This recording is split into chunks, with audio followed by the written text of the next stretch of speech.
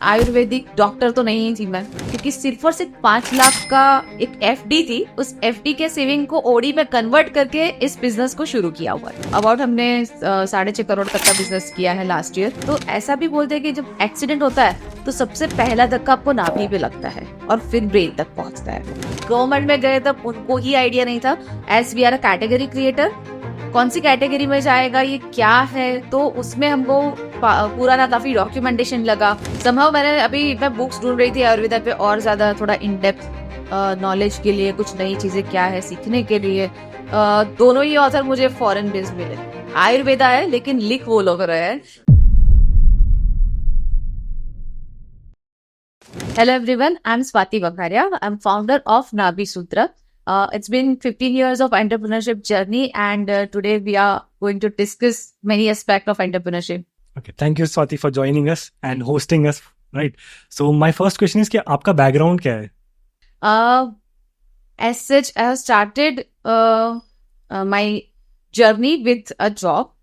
However, the entrepreneurship was always there in my mind, but with 1 year of experience in job, me and my husband, so we together started with an IT firm, and with about 10 plus year of experience with IT firm, then I switched my journey with the product side thing, which is Nabi Sutra. So I have launched Nabi Sutra in 2019.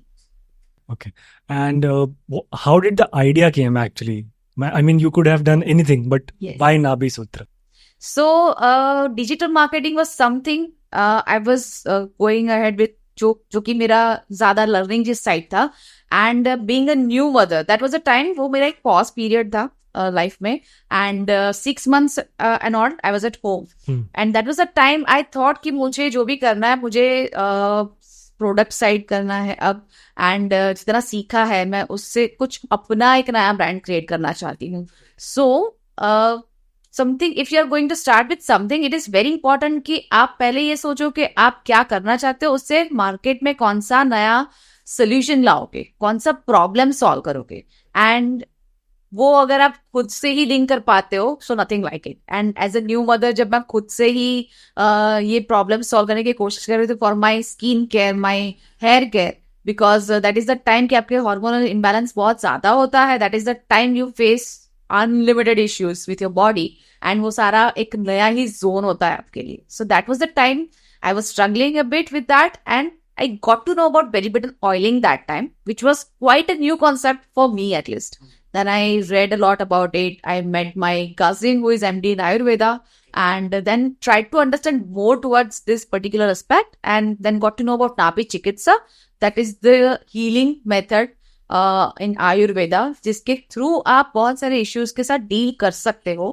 And then I realized it's a new concept. Let's do something around this particular thing, and that's how I decided to go ahead with Nabi Sutra. Okay. So idea आपको जब आया और product launch करने में कितना time लगा, और जैसे आपका बैकग्राउंड नहीं था इसमें बिल्कुल भी, तो क्या डिफिकल्टीज आई आपको? डिफिकल्टीज तो आनी ही थी, बिकॉज मुझे इस कॉन्सेप्ट के साथ काफी लगाव महसूस हुआ। मुझे लगा कुछ नया कर सकते हैं, करना चाहिए, लेकिन यस, आयुर्वेदिक डॉक्टर तो नहीं थी मैं। So for me it is very important कि एक सही नॉलेज के साथ सही क्वालिटी वाला प्रोडक्ट मार्केट में लाया जाए।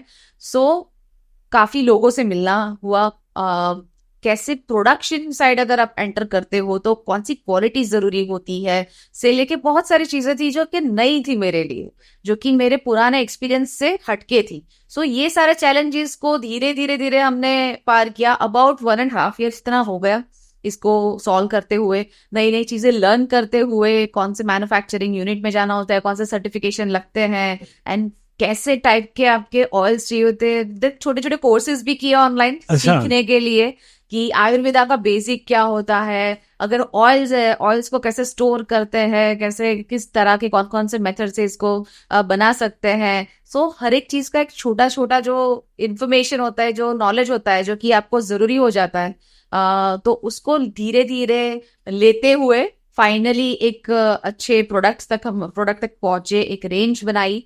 And as you guys know, आपने देखा हो तो मेरा को फाउंडर जो है, उनको मैंने रिक्वेस्ट किया टू ज्वाइन इन, बिकॉज उनका एक्सपीरियंस क्वालिटी साइड काफी ज्यादा था। तो मैन्युफैक्चरिंग किस तरह से सेट किया जाए और कैसे इसको हम प्रॉपरली एक अच्छी बैच निकाल के लोगों तक पहुंचा पाए, तो उसमें मैंने हेल्प दी ये सारी चीजों के लिए। इस तरह से हम आगे बढ़े। तो टाइम आई थिंक आपको 1 से 1.5 साल लग गया आइडिया Yes. से प्रोडक्शन में। अच्छा, आप मैन्युफैक्चरिंग खुद कर रहे थे डे 1 से, या थर्ड पार्टी करी पहले हमने, या हैंडमेड करा? तो उसके पीछे क्या हैंडमेड story? तो नहीं ही करना था, वो सोचा हुआ था कि मुझे कोई हैंडमेड करके लोगों को कन्विंस करके ब्रांड को रिप्रेजेंट नहीं करना। अगर करना है तो सही से जाएंगे, एक जो कि गवर्नमेंट अथॉरिटी के साथ मिलके सर्टिफिकेशन लेके उसके बाद ही आगे बढ़ेंगे। गवर्नमेंट में गए तब उनको ही आइडिया नहीं था, as we are a category creator, कौन सी कैटेगरी में जाएगा, ये क्या है, तो उसमें हमको पूरा ना काफी डॉक्यूमेंटेशन लगा, कौन से रिसर्च बेस से हम आ रहे हैं और क्यों हम ये करने की कोशिश कर रहे हैं। सो उसमें एक थोड़ी सी दिक्कत थी, जो कि हमने बहुत सारे डॉक्यूमेंटेशन दिए, सबमिट किए, एंड देन इसको हमने सर्टिफाई करवाया। सो एफडीए से हमने शुरू किया, food and drug act, and अब हमारे आयुष सर्टिफाइड भी है, which is the highest level of certification for Ayurvedic product. तो हम धीरे धीरे धीरे उसमें भी आगे बढ़ते गए कि क्या होना चाहिए, कैसे होना चाहिए, लेकिन हमको वही था कि हम लाएंगे तो प्रॉपर सोल्यूशन वैसे ही लाएंगे, जिसको एक होममेड ब्रांड की तरह आगे नहीं बढ़ाएंगे। So would crack slowly, but work उसी एम पे कि ऐसे ही करने वाला है। अच्छा, अब ऑडियंस को जरा बता दें कि कॉन्सेप्ट क्या है नाभि सूत्र का। तो Nabhi Sutra is something, it's we are pioneer in Ayurvedic belly button oils. Belly button हमारे बॉडी का एक ऐसा सेंटर पॉइंट है जहां पे 72,000 नाड़ियां हमारी जुड़ी हुई होती है। सो अकॉर्डिंग टू आयुर्वेदा इसको सेकंड ब्रेन भी क्या कहा जाता है। अगर आप रिसर्च हम पढ़ते हैं, हम जब देखते हैं कि नाभि के बारे में क्या बताया गया है, तो ऐसा भी बोलते हैं कि जब एक्सीडेंट होता है तो सबसे पहला धक्का आपको नाभि पे लगता है और फिर ब्रेन तक पहुंचता है वो। सो आप जो इवन गट फीलिंग बोलते हैं, और बहुत सारी चीजें हैं कि जो कि नाभि से जुड़ी हुई होती है आपकी, एंड वहां पे पावर है हीलिंग का। तो और अकॉर्डिंग टू साइंस भी अगर हम देखें तो हमारी जो बेली बटन है उसके पीछे मसल का एरिया नहीं होता, वो सीधा ही हमारे इंटरनल बॉडी से जुड़ा हुआ एक डॉट है। तो वहां पे जब हम हीलिंग की कोशिश करते हैं, वहां पे हम नरिशमेंट देते हैं, तो पूरी बॉडी में स्प्रेड कर सकता है। एंड दैट्स वाई इस 3 ड्रॉप थेरेपी से हम अलग अलग इश्यूज को कनेक्ट कर पाते हैं, उसको रिजॉल्व कर पाते हैं। बट ये कोई मेडिकेशन नहीं है कि जिसको आपने अगर नाभि सूत्र शुरू किया है तो आप अपनी दवाइयां भूल जाओ। रादर ये एक ऐसा कॉन्सेप्ट है, एक वेलनेस कॉन्सेप्ट है, जो आप डे टू डे रूटीन में आप इसको यूज कर सकते हो और अपनी लाइफस्टाइल को बेटर कर सकते हो। जैसे आपने बताया कि आप मदर भी थी जब आपने ये सोचा आइडिया को करने का, तो मतलब आपने मैनेज कैसे करा? क्योंकि मुझे लगता है entrepreneurship is a full time job, right? So how did you manage at that time? So जब मुझे पता था, तब मेरे पास इतना कम समय था, मैं शायद 2 घंटे से ज्यादा ऑफिस नहीं आ सकती थी। लेकिन आई एम ग्लैड कि मैं डिजिटल मार्केटिंग साइट का जर्नी देख चुकी हूँ और मैं कहीं से भी काम कर सकती हूँ। तो मेरे हाथ में अगर मोबाइल है, मैं मोबाइल से भी मेरा 80% ऑफ द वर्क कर सकती। So with that thing and with that convenience मैंने गिव अप नहीं किया कि सिर्फ 2 ही घंटे क्या कर लूंगी मैं। लेकिन उस 2 घंटे में भी मैंने बहुत कुछ करने की कोशिश की और अपनी प्रोडक्टिविटी पे पूरा फोकस किया कि चाहे जितना भी टाइम मिले, अगर 100% दूंगी तो वो मैं सही में अचीव कर ही पाऊंगी, उतना कॉन्फिडेंस तो था। और अगर मैं जैसे घर पे भी हूँ, मेरी डॉटर के साथ खेल भी रही हूँ, और उसके बाद अगर मुझे 10 मिनट भी मिल रही है तो मैं तुरंत मेरे मोबाइल पे मेरा काम देख पाती थी। एनालिटिक्स पे नजर रखना और सारी चीजों को ऑब्जर्व करना was a thing for me कि कुछ नया हमने किया है मार्केट में, तो एग्जैक्टली क्या हो रहा है, लोग किस तरह से इसको एक्सेप्ट कर रहे हैं। सो ये सारी चीजें मेरे लिए उस पर हमेशा ध्यान रखना बहुत जरूरी था। लेकिन with digital world I could do that, and भले ही मैं ऑफिस शायद 2 ही घंटे हो, लेकिन मेरा 24 घंटा इस पर डेडिकेशन था। So that help me a lot. I think आपका डेडिकेशन ही था कि आप वो 2 घंटे में भी मतलब बहुत सारा काम कर सकते थे। क्योंकि इसके पीछे रीज़न ये है कि काफ़ी सारे मेरे फ्रेंड्स हैं, काफ़ी सारे लोग भी हैं जो कुछ करना चाहते हैं बट एक्सक्यूजेस बहुत होते हैं कि यार मेरे पास टाइम नहीं है, या मैं अभी जॉब कर रहा हूँ। तो आपकी स्टोरी में लगता है उनके लिए इंस्पायरिंग है कि यार ज़रूरी नहीं है कि अगर आप 1 घंटा भी दे रहे हो बट वो आप बहुत ही प्रोडक्टिव दे रहे हो, तो आप कुछ ना कुछ बिल्ड कर लोगे, और जब आप वहां तक पहुंच जाओ तब आप मतलब फुल टाइम उसको कर सकते हो, राइट? एग्जैक्टली, वो पैशन एंड इवन खुद के उस चीज को, अपने बिजनेस को उतना इम्पोर्टेंस देना और हमारे एप को सेकेंडरी नहीं रखना इज अ थिंग जब इस फेज में खड़े होते हो।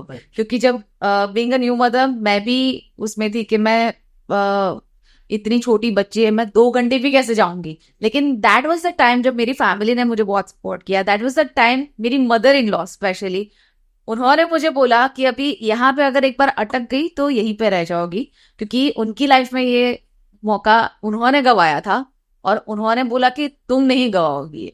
वी आर देयर, हम जॉइंट फैमिली में है तो we are there for you, कि अब अभी हम आपको इधर मदद करेंगे, लेकिन जाओ घर से बाहर 2 घंटा तो 2 घंटा जाओ। बट वो बहुत जरूरी था मेरे लिए and I am really happy कि उस तरह की फैमिली मिली और फिर इसको एटलीस्ट मैं आगे बढ़ा पाई उस लेवल से फिर।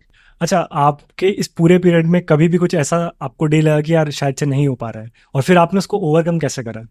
सबसे बड़ा चैलेंज आता है being a bootstrap brand is starting. So that was also our decision कि हम इसको एज अ बूटस्ट्रैप ब्रांड ही रखना चाहते हैं। As I knew my limitations and somehow the first thing I do is I accept my limitations, कि अभी मेरे पास टाइम लिमिट है, मेरे पास फंडिंग की लिमिट है, लेकिन इसमें उस एक्सेप्टेंस के बाद गिव अप करना इज नॉट अ केस। उस एक्सेप्टेंस के बाद उसमें से कैसे रास्ता निकालना है फर्दर। सो मेरे लिए यही था कि इतने कम बजट में कैसे एक नई ब्रांड लॉन्च करेंगे, किस तरह से हम रेंज को बढ़ाएंगे, नए प्रोडक्ट्स कैसे लाएंगे, इसका कैश फ्लो कैसे मेंटेन होगा। तो वो बहुत बड़ा चैलेंज था, क्योंकि सिर्फ और सिर्फ 5 लाख का एक फंड, एक मेरी ओडी थी, सेविंग्स था, उस एक एफडी थी, उस एफडी के सेविंग को ओडी में कन्वर्ट करके इस बिजनेस को शुरू किया हुआ है। सो उस 5 लाख से 5 करोड़ एंड बियॉन्ड का जर्नी हमने धीरे धीरे धीरे तय किया एंड उसमें भी सारे पैसे वो छोटा सा अमाउंट खुद लगा के कैसे आगे बढ़ाना है, तो वो एक बहुत बड़ी बात थी। और तब तक लोन लेना और कैसे बैंक से भी क्या करना है, तो ये सारी चीजें नहीं की हुई थी उससे पहले, क्योंकि इससे पहले हम लोग सर्विस इंडस्ट्री में थे जहाँ पे ये फाइनेंसेस की इस तरह से प्रॉब्लम्स नहीं आती। लेकिन प्रोडक्ट साइड जब आए, क्योंकि इन्वेंट्री आपको बिल्ड करनी होती है, तो अलग टाइप के चैलेंजेस थे पूरे, जिसको धीरे धीरे धीरे रिजॉल्व किया एंड काफी कुछ सीखा है। राइट, तो आपको डर नहीं लगा जब आपने ओडी अपनी मतलब तोड़ी इसके लिए, तो आपको लगा नहीं कि यार क्या पता ना चले वो? इसीलिए तो कम रिस्क लिया था कि कैटेगरी ही नया है, पता है कि शायद कुछ भी हो सकता है। You can not be very sure कि आप लेके जो चल रहे हो वो चलेगा ही चलेगा। पर्सनल एक्सपीरियंस से आपको अगर कुछ अच्छा लग रहा है, डजंट मीन सारे लोगों को अच्छा लग सकता है। बट वो सिर्फ और 5 लाख से शुरू करने का वही था कि शायद ये ना चले तो भी आपको उतना ज्यादा बड़ा नुकसान नहीं हो रहा यहाँ पे। एंड उसको भी वाइजली यूज करके बहुत ज्यादा टास्क थे, बहुत ज्यादा चीजें थी जो खुद ही मैनेज कर लिया था। कोर टीम, मैं हूँ, मेरे को फाउंडर जो है वैभव शाह, एंड देयर वाज 1 और 2 अदर पीपल, कि चाहे वो फोटोशूट है, कंटेंट राइटिंग है, वेबसाइट बनाना है, किसी भी चीज में किसी और पार्टी को नहीं इन्वॉल्व किया था। सो ये सारा इन हाउस बिल्ड किया हुआ चीज था, सिर्फ और सिर्फ जहां पे हमको प्रोडक्ट की मैन्युफैक्चरिंग की कॉस्ट जो लगती, उसमें एक सही क्वालिटी से लिमिटेड क्वांटिटी से सिर्फ शायद 100 यूनिट्स ईच, इतना ही छोटा प्रोडक्शन करके हमने एक शुरुआत की टू एनालाइज, क्योंकि सही पायलट छोटे अमाउंट से शुरू करके पायलट रन करना बहुत जरूरी था इसमें। And I was very happy कि विथ ओनली 5 लाख का input with in first month हमने 7 लाख रिकवर की with in first month. So that give us confidence कि नहीं, हम इसको आगे बढ़ा सकते हैं। लोगों ने इसको एक्सेप्ट किया है, लोगों के लिए ये अच्छा कॉन्सेप्ट है। अब सही क्वालिटी देके उनको इसी तरह से कंसिस्टेंटली उनके साथ रह के आगे बढ़ा सकते हैं। तो उनके रिव्यूज के ऊपर काफी हम डिपेंडेंट थे कि क्या उनका फील आता है 3 महीने बाद। देन बातें की and we were very happy to get amazing response and we are very happy कि अब हमारा रिपीट कस्टमर रेट 40% से भी ज्यादा है। So that shows the confidence kind of quality and the solution that we are giving. अच्छा, I think जैसे आपने बोला ना कि आपको करना ही था और बहुत बड़ा रिस्क नहीं लिया, but I think entrepreneurship is risk taking, right? At the end of the day आपको नहीं पता है कि चलेगा या नहीं चलेगा, क्योंकि कई बार हमें बहुत लगाव होता है अपने आइडिया से, बट कस्टमर का अलग फीडबैक होता है, राइट? तो वो मुझे लगता है काफ़ी इंपॉर्टेंट है समझना। और आपने इनिशियल फीडबैक कैसे लिया था अपने प्रोडक्ट के लिए? So digital it's always very easy कि आप उनको मैसेजेस कर सकते हो, ईमेल के हम कैंपेन्स रन करते थे कि उनके क्या रिव्यूज है इस चीज के लिए, हम उनको कॉल्स भी करते थे। सो हर तरीके हमने आजमाए हैं, सोशल मीडिया पे उनके कमेंट्स की राह देखते थे। एंड जिस तरह के फिर धीरे धीरे फीडबैक्स अभी भी आते हैं, we are very happy, each and every feedbacks are very important, और हम काफी सेलिब्रेट भी करते हैं ईच एंड एवरी फीडबैक को till date.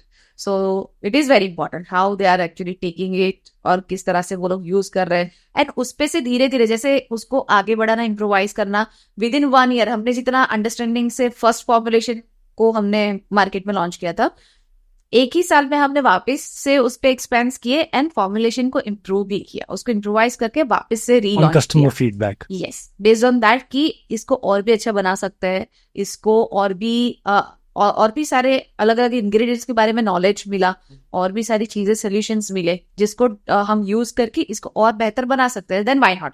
So that's how हमने उसको इंप्रूव करके 1 साल के बाद रीलॉन्च भी किए with new formulations, with upgraded formulation I can से।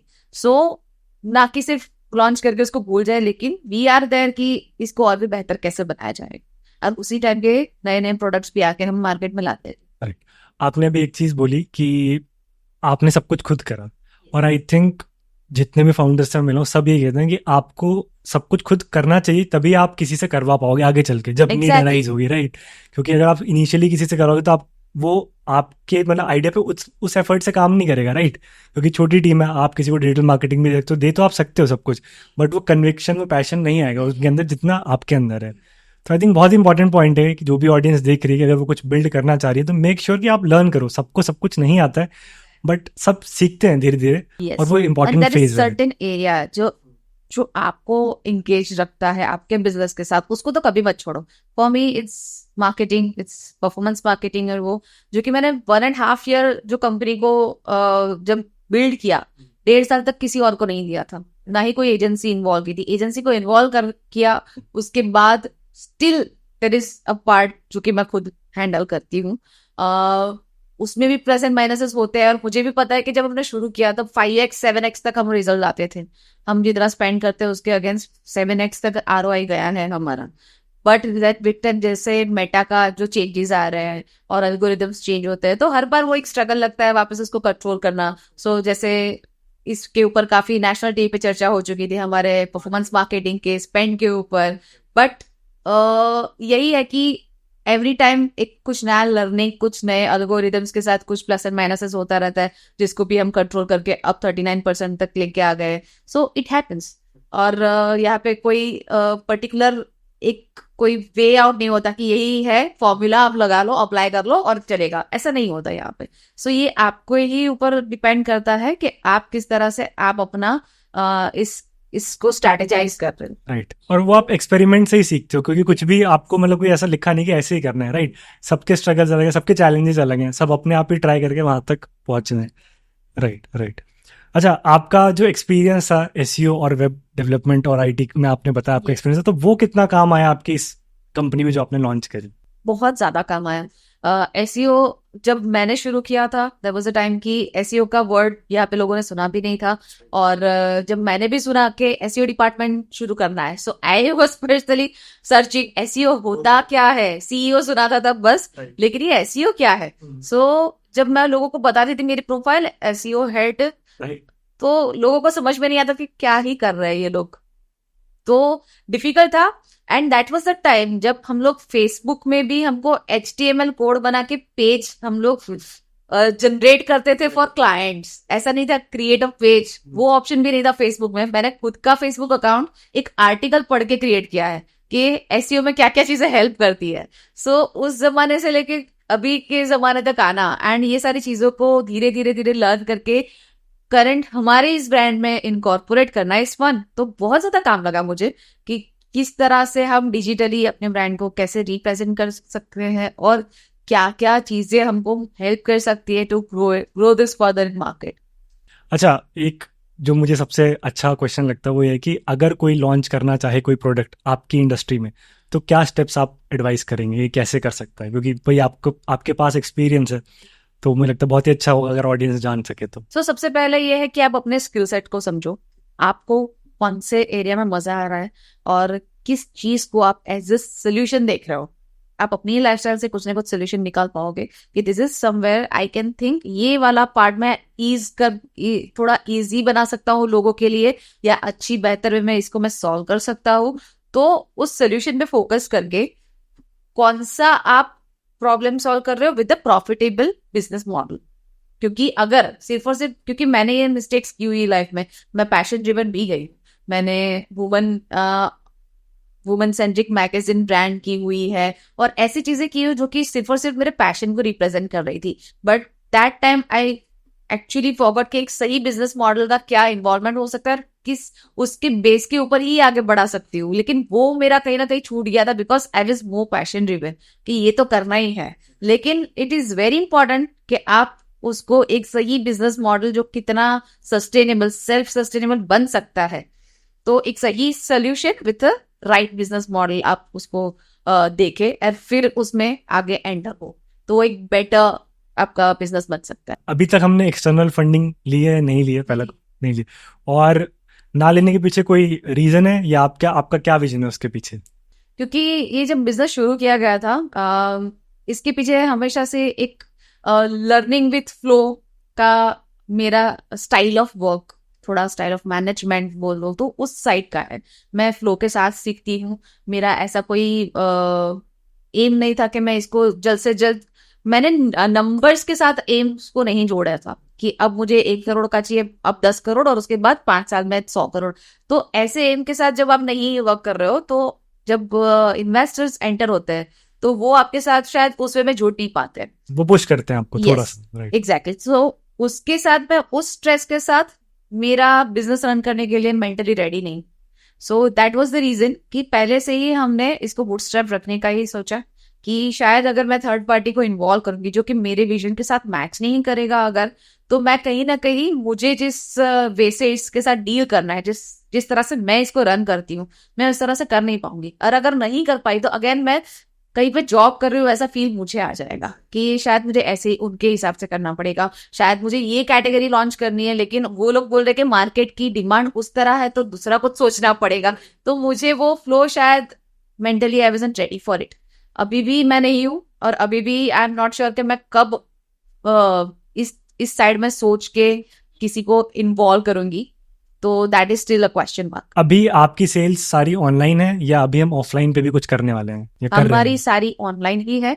ऑफलाइन में अभी भी हमारे उतने ज्यादा जब तक हम हमारी पोर्टफोलियो में उतने वैसे प्रोडक्ट्स नहीं लेने आते जो कि ऑफलाइन में भी जिसका मार्केट हम बना पाए, तब तक हम लोग ऑनलाइन ही डील करेंगे, एज अ D2C ब्रांड ही रहेंगे। However, the next growth that we have planned is via global market. So we recently, within like last 1 month में ही हमने इसको USA में लॉन्च किया है। So अभी USA, Amazon और हमारी खुद की वेबसाइट इन USA, इस तरह से हमने वहाँ पे लॉन्च कर दिए हैं प्रोडक्ट्स, और अब वहाँ पे हम नेक्स्ट ग्रोथ प्लान कर रहे हैं। अच्छा, शार्क टैंक का एक्सपीरियंस कैसा था और उसके बाद कैसी जर्नी रही आपकी? सेल्स में क्या नंबर्स देखे आप? शार्क टैंक का एक्सपीरियंस बहुत ही मजेदार था, बहुत मजा आई। आई कैन से 5 दिन का वो हमारा शूट का टाइम पीरियड रहता है वहां पे, and the most entertaining hour and the amazing time we had is 1.5 hour in the tank with sharks. तो काफी हंसी मजाक हुई स्वभाव, और बहुत बहुत ही अच्छे से हमने डिस्कशन किए। They were also very open to like हमारा पूरा कॉन्सेप्ट समझा, उस पर बहुत ही वैल्यूएबल इनपुट्स उन्होंने भी शेयर किए, और जो हमारे काम के थे हमने उसमें से, क्योंकि 1.5 घंटे में आप बहुत कुछ चीजें डिस्कस भी नहीं कर सकते और समझा भी नहीं पाते हो कि पर्टिकुलर चीज करने के लिए पीछे हमने क्या सोच के डिसीजन लिया था। सो जितना हम लोग डिस्कस कर पाए, it was fun. We were very happy to even get such validation at national TV, and उसमें से भी जैसे कोई शार्क ने हमको मेंटरशिप ऑफर की, किसी ने हमको रॉयल्टी डील भी ऑफर की, ये सारा एडिटिंग में निकल गया था। लेकिन बहुत था हमारे लिए टू अंडरस्टैंड कि कुछ गलत तो नहीं कर रहे, जो कर रहे हैं वो सही जगह पे जा रहा है, एंड इसको हम आगे कर लेंगे अपने हिसाब से अच्छे से। सो फंडिंग रेज करना was also a very secondary part for us. हमारे लिए वो था कि हम as being a category creator हम लोगों के सामने पहले आए नेशनल टेलीविजन में, एंड आयुर्वेदा के इस पर्टिकुलर चीज को ना भी चिकित्सा को लोगों तक पहुंचाए, कि लोगों में ये बताए कि इस तरह का भी सोल्यूशन अवेलेबल है, एंड लोगों तक पहुंचना। तो वो हमको रीच बहुत अच्छा मिल गया। विच रियली हेल्प्ड अस। क्योंकि अगर हम हमारा लास्ट ईयर का एनालिटिक्स देखकर इस साल का देखें, पहले हमारा ज्यादातर ट्रैफिक सोशल रहता था, जो कि हम पुश करते थे सोशल मीडिया से या एड से आता था। करंट ईयर का हमारा जो ट्रैफिक है, direct traffic and search based traffic ज्यादा है। सो कहीं ना कहीं हमको ये पता चल गया कि अब लोगों तक पहुंच चुका है, अब हमको उनके साथ धीरे धीरे धीरे आगे बढ़ना है। सो वो एक प्लेटफॉर्म जो मिला है मेरे लिए बहुत ज्यादा वैल्यूएबल है। एंड उसका जो हमको रिटर्न मिला है कि हमने जिस तरह का रेवेन्यू फरवरी एंड मार्च में क्रैक किया, कि मेरा एक एम था, एक इच्छा थी कि मंथ में हम 1 करोड़ से ज्यादा का बिजनेस करें। तो हम जनवरी में ऑलमोस्ट पहुंच चुके थे आने तक, एंड देन फरवरी मार्च हमने 1 करोड़ मंथ का क्रैक किया। सो काफी अच्छा रहा एंड लोगों ने काफी इतना प्यार दिया, उसके बाद इतना परचेज हुए प्रोडक्ट्स। So amazing. जैसे हम नंबर्स की बात करें तो एक बार नंबर्स जान लेते हैं ऑडियंस के लिए कि अभी आपका ईयर ऑन ईयर नंबर्स क्या रहे हैं शार्क टैंक के बाद, क्योंकि वहां तक के तो सबको पता है। उसके बाद नंबर्स क्या रहे हैं? सो शार्क टैंक का 2 महीने तक हम लोग यूज कर पाए, जो कि हमारे जो कंटेंट था। उसके बाद कॉपीराइट इश्यूज हुए वहां पे भी, और फिर it wasn't allowed to use those material. So ठीक है, उसके बाद हम we were on our own and we could crack like about हमने 6.5 करोड़ तक का बिजनेस किया है लास्ट ईयर। सो हम जब वहां पे गए थे तब हमारा लास्ट ईयर का 4.5 करोड़ था, वहां से 6.5 तक पहुंचे and upcoming we are planning हम 10 करोड़ तक पहुंचेंगे this financial year. Yes, that's what the current plan. हमारे नंबर्स हम उतना सोच के बैठे हैं, लेट्स सी किस तरह से जा। अच्छा, तो उसमें एक बात ये हुई थी कि जो आपकी क्रीम लाइन थी वो आई थिंक काफी परसेंटेज था, तो अभी उसका परसेंटेज मिक्सअप क्या है आपके प्रोडक्ट लाइन का? मिक्सअप में हम देखना चाहे तो अभी भी नापी सूत्र इज अबाउट फिलहाल 40% पे होगा और 60% पे अध्याय के प्रोडक्ट्स होंगे overall. And why is 40%? As I said, it will take its own time. अगर दूसरा आके उसको ओवरलैप कर रहा है और आगे बढ़ रहा है तो देयर इज नथिंग, कुछ रॉन्ग नहीं है। क्योंकि शायद अगेन जो दूसरे जो प्रोडक्ट्स आ रहे हैं उसकी टिकट साइज भी ज्यादा है, सो रेवेन्यू वाइज को दिखेगा ना। एग्जैक्टली, क्योंकि स्किन केयर है तो बहुत लोग स्किन केयर करते हैं राइट अब, लेकिन नाभि वाला नया कॉन्सेप्ट है, it will take time. And शायद अभी नाभि वाले जो कॉन्सेप्ट है ना, उसमें जो कि लोग हमसे जुड़ रहे हैं उसमें एज भी 35 से 45 वाले लोग ज्यादा है सब। सो यूथ कितना इसमें इन्वॉल्व होगा और किस तरह से इसको एक्सेप्ट करेगा, उसमें शायद थोड़ा सा और टाइम लगेगा। ठीक है, हम अपने नेक्स्ट राउंड पे आते हैं कि ये पर्सनल क्वेश्चन होने वाले हैं 3-4। ठीक है, तो सबसे पहला क्वेश्चन है कि आपको इन्फ्लुएंस कौन करता है, या आपका मतलब कोई ऐसा पर्सन, चाहे वो घर में हो चाहे वो बाहर हो, जो इन्फ्लुएंस जिसने करा हो आपको पूरी लाइफ में? मैं देखती हूँ तो मुझे हमेशा दोनों मदर्स दिखती है मेरी इन्फ्लुएंस के लिए। तो my mother in law and my mother she is a retired teacher now and अपने 30 साल उसने उसके करियर में दिए थे, और the way she was handling managing things, balance जो उसने किया है जॉब से लेके हम लोगों का अपब्रिंगिंग एवरीथिंग। सो मुझे याद नहीं है कि मैंने पापा के से जाके कभी फीस मांगी होगी, मैंने हमेशा मम्मी से ही मांगी थी। सो द वे मैंने उसके साथ जो टाइम स्पेंड किया and everything really help me. And मैं जॉब क्लास फैमिली से बिलोंग करती हूँ बाय बर्थ, बट जब मैं शादी करके बिजनेस क्लास फैमिली में आई तो वहां का एक लर्निंग एक अनदर लेवल का था, एक अलग चीज सीखने को मिली वहां पे, कि एक सिक्योर्ड एनवायरनमेंट से लेके रिस्क टेकिंग वाला माहौल एंड जो बिजनेस में जो होता है, अपने बहुत सारी चीजों को कॉम्प्रोमाइज करके बैलेंस ना करते हुए एक अलग टाइप की रूटीन जो होती है। सो दोनों को मर्ज करके मिला के जो मैंने लर्निंग की हुई है दोनों फैमिलीज को देखते हुए, which is very valuable to me and my mother in law specially, when she really help me in following my passion, my journey, and she is still a backbone to me. तो दोनों mothers they are very important for. अच्छा, next question ये था कि work life balance क्या है आपके लिए?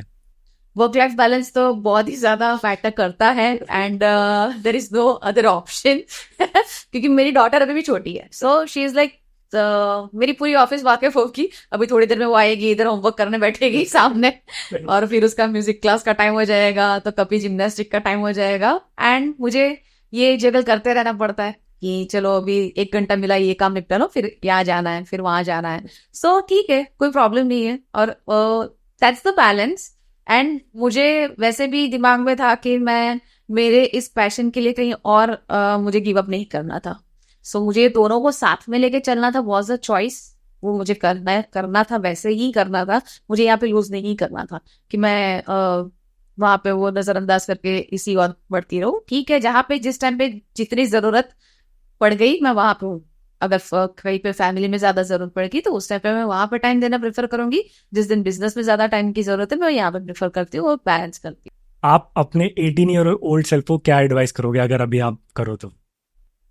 18 ईयर ओल्ड की थी तो मैं तो बहुत ही ज्यादा यानी सीरियस नहीं लेती थी लाइफ को। शायद थोड़ा ज्यादा सीरियस लेना मैं खुद को एडवाइस करती। मैं मुझे नहीं पता था दैट टाइम कि मैं एंटरप्रेन्योरशिप की ओर जा भी सकती हूँ। एज मैंने बोला मैं जॉब क्लास को बिलोंग करती हूँ, तो मुझे था कि हाँ ये करेंगे, इसके बाद वो करेंगे और फिर जॉब करके लाइफ सेट कर देंगे और देखते हैं क्या होता है, टाइप वाला एटीट्यूड था। लेकिन अगर मैंने तब से ही, जैसे जब मैं मेरे हस्बैंड को मिली, वो मेरा बॉयफ्रेंड तब उस जब हम लोग second year of my bachelors के स्टडीज में जब हम लोग मिले थे, उसको देख के शायद मैंने बहुत सीखा था। The way he was taking his career very important and उसका गोल पूरा सेट था कि ये करूंगा, इसके बाद पीएचडी करूंगा और इसके बाद बिजनेस करूंगा। मैंने उसके कैसे उसने किया, उसके बाद उसने पीएचडी भी फिनिश किया, वो बिजनेस में भी बहुत अच्छा कर रहा है। एंड उसको देख के ही मैंने शायद मेरा पीछे पीछे ही सेट किया था कि कैसे कर रहा है, क्या किस तरह से हो रहा है। एंड यस के how can you not think about it. आपको मेंटरशिप घर में ही मिल गई। सो वो मुझे लर्निंग कहीं ना कहीं बहुत काम लगी कि साथ में रह के मैंने literally it was like never fall in love rise in love type का हमारा था। Power couples basically. बहुत कुछ सिखाया एंड उसी ने शायद मुझे स्टडीज को लेके भी थोड़ा और सीरियस बनाया कि नहीं इट इज वेरी इंपॉर्टेंट, पढ़ लो और आगे ये करो। एंड दैट्स हाउ मेरा जर्नी वहां से शुरू हुआ था। तो अगर मैं खुद को वो करूंगी तो शायद यही था कि और ज्यादा सीरियस शायद खुद से ही अंदर से होती, तो तब शायद स्टडीज में थोड़ा बेटर रिजल्ट ला पाती स्टडीज को लेके। तो वो भी शायद कहीं ना कहीं काम लगता है। बट ठीक है, at the end if it's ends well तो सब कुछ वेल है, वही वाली बात है। तो I think it's okay. But वो टाइम भी अच्छे से एंजॉय कर लिया, सो नो रिग्रेट्स। राइट। हाँ, आई थिंक मुझे लगता है कि आप किसी भी टाइम हो इंजॉय जरूर करो, है ना, क्योंकि भाई ये टाइम लौट के नहीं आता, वही वाली चीज है। एग्जैक्टली।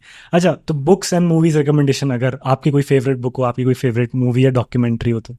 मैं इंस्पिरेशनल बुक्स थोड़ी बहुत पढ़ती थी, बुक्स बहुत कम पढ़ती हूँ। ज्यादातर online study research based on the need मैं ज्यादा करती हूँ कि अभी इसमें और क्या होगा, क्यूरियोसिटी रीड वो ज्यादा करती हूँ। बुक्स कम पढ़ी है मैंने टू बी फ्रैंक, बट अभी मैंने जैसे शुरुआत की हुई है, बहुत सारी आयुर्वेदा बुक्स को मैं भी हंट करके ट्राई कर रही हूँ पढ़ने का कि किस तरह से क्या मिल सकता है मुझे और भी इंफॉर्मेशन जिसको मैं शायद इनकॉर्पोरेट कर पाऊँ और नए कॉन्सेप्ट्स बिल्ड कर पाऊँ।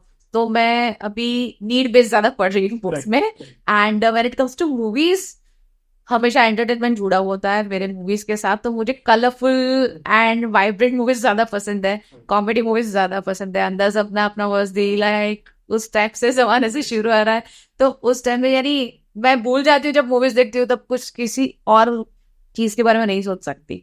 मेरा उतना ज्यादा कनेक्शन है when I watch a movie, तो मुझे कोई भी डिस्टर्बेंस तब नहीं पसंद आता। इट्स जितना मैं ऐसे काम में भी खो जाती हूँ ना, और कोई कुछ बोल के चला जाता है तो थोड़ी देर बाद रजिस्टर होता है ये क्या बोला होगा, क्योंकि मैं इतना एंगेज्ड हूँ विथ माय वर्क। तो सेम वे मूवीज के साथ भी मेरा ऐसा होता है, लेकिन very limited type of movies which I like, should be entertaining, should be colourful. बहुत ज्यादा डार्क मूवीज और वो सब नहीं देखती, बिकॉज आई थिंक लाइफ में स्ट्रेस इतना ऑलरेडी है और मूवी में मैं स्ट्रेसफुल देखूं तो it doesn't work. That is the area which is there for like mental peace आनी चाहिए वहां से। अच्छा, last question, advice for young entrepreneurs. So advice यही है कि आजकल जो यंग एंटरप्रेन्योर्स जो होता है ना, वो बहुत ज्यादा अपना प्लानिंग जो करते हैं ना, वो फंडिंग फ्रेंडली करने जाते हैं। सो दे आर लाइक स्टार्टअप का एक हुआ बना है और उसमें दे वांट कि मैं ऐसा आइडिएशन करूंगा, इतना फंड मिलेगा और फिर यहाँ तक पहुंचाऊंगा। They do not serve the purpose, they do not solve the problem. Problem solving उनका फोकस एरिया नहीं होता। तो वहां पे आई वांट टू से कि एटलीस्ट आप क्या करने जा रहे हो, क्या फोकस आपको रखना है, उस पर थोड़ा वर्कआउट करने की ज्यादा जरूरत लगती है। And that sincerity of course, क्योंकि शायद हम जिस लाइफस्टाइल से गुजर के आए, इनकी लाइफस्टाइल इज डिफरेंट, इनके चैलेंजेस विल बी डिफरेंट। इनकी चैलेंजेस में शायद मेंटल हेल्थ और ऐसी चीजें आएगी जो हमारी लाइफस्टाइल में नहीं थी उस जमाने में, क्योंकि हम लोग शायद कुछ अलग ही माहौल में थे। कुछ डिफरेंट तो उनकी चैलेंजेस, हर जनरेशन की खुद की चैलेंजेस रहेगी, ठीक है। तो इसमें challenges will be different for sure. अब उसको किस तरह से वो लोग बैलेंस करते हैं, क्या इसको आगे बढ़ाते हैं, it's all a very important thing, शायद उनको सोच के करना चाहिए थोड़ा, एंड बहुत ज्यादा लाइटली ना ले चीजों को, जो कि करंट जनरेशन में मुझे दिखता है। दे आर लाइक, क्योंकि उन्होंने शायद वो देखा नहीं है लाइफ के स्ट्रगल एंड चैलेंजेस, तो वो एक थोड़ा सा सिंसेरिटी को इम्प्रूव करने की जरूरत वहां पे लगती है मुझे। उसके अलावा दे आर लाइक इतना पैशनेट भी होते हैं, जो हमने नहीं सोचा है, वो उनको पता होता है। जैसे मैं शार्क टैंक की भी बात कर लूं, मुझे 10-10 साल के छोटे बच्चे आके फीडबैक देके जा रहे थे। 10 साल के बच्चे, बर्थडे पार्टी में गई थी मैं मेरी डॉटर को लेके, एंड दे लाइक, हाँ आपने अगर वहां पे ज्यादा आर्ग्यूमेंट की होती तो आपको ये हो जाता। Okay, thank you so much. So ये करंट जनरेशन की हालत कि हम लोग को पता भी नहीं थे ये सारे words, right right, assets, liabilities, कुछ पता नहीं थे क्या है फंड रेज। इन लोग को ये सारी चीजें पता है अभी से, दे आर इनटू इट, वो लोग समझ रहे हैं, अपने व्यूज बता रहे हैं, और इस पॉइंट ऑफ व्यू तक आना itself is a big thing. It's a big thing. अगर वो अपना फोकस एंड ये सारी चीजें, एनर्जी सही डायरेक्शन पे ले जाएंगे तो उनका तो पता नहीं क्या ही, विद दिस एक्सपोजर क्या ही कर लेंगे वो लोग। I am just curious to know that कि नेक्स्ट जनरेशन क्या करेगा इसका, तो will be fun. To see. And बस वही है, इस एनर्जी को सही डायरेक्शन में सही वे से ले जाए तो मजा आएगा। So thank you so much for doing this. बहुत मजा आया मुझे कॉन्वर्सेशन करके आपके साथ। आई होप ऑडियंस को भी मजा आए और वो जी। कुछ सीखे इस कॉन्वर्सेशन से। तो thank you for joining us at मनीमेंट।